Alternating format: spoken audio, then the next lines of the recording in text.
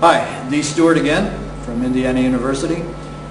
BandDirector.com videos that we're doing basically on brass production.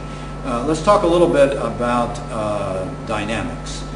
We've talked about the efficiency of air, how we want the air to flow freely. We talked about using a pinwheel to just encourage just a fun flow of air, and using not the amount of air but the freedom of that flow when we play the instrument. Dynamics, I think, are quite interesting. We see FF on a page, or let's say just one F, and it almost always triggers the student or the player to interpret that as force, or FF might mean full force or something, and P could mean puny or something. That's the way a lot of people play, and we want to be very careful with that. You can dynamics is just a matter of flowing, how the air flows. You can play a note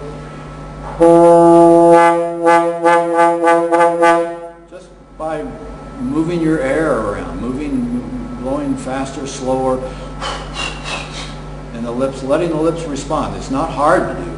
You can play very, very loud with very little effort, simply by taking a big breath. And I don't want to blow your speakers out of your computer to demonstrate that, but it's just a matter of flowing of air. Pianissimo is you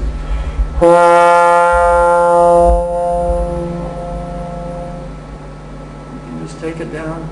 I don't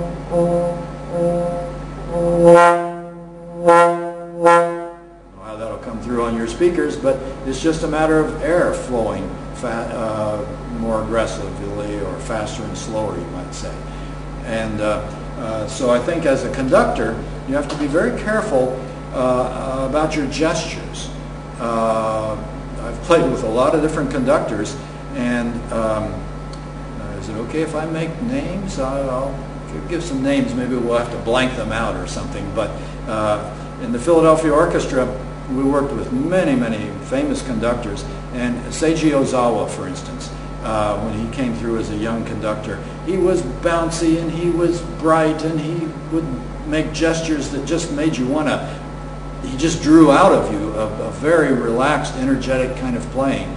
Whereas Zubin Mehta, who was also a young conductor at the time, was very intense and dramatic, and it at least for me, it caused me not to play as well as I did with Ozawa, perhaps. I just felt a little different feel, different sense. Now, I've talked to people who work with these great conductors, and everybody loves them, but I just noticed that a little bit. So you have to be careful with your gestures. I think dynamics, there's one very interesting thing about dynamics.